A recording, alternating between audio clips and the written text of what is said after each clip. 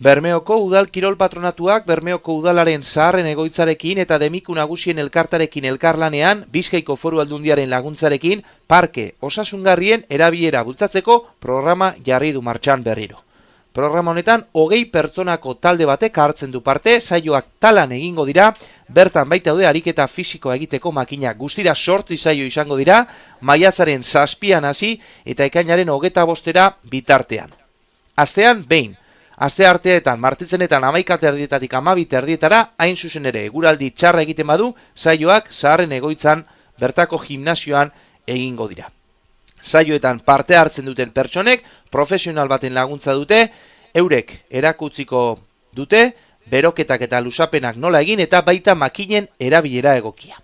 Parke osasungarrien programaren helburua herritarrak animatzea da osasuna sustatzen duten makina hauek erabiltzera, euren osasunerako eta bizi kalitaterako ona delako.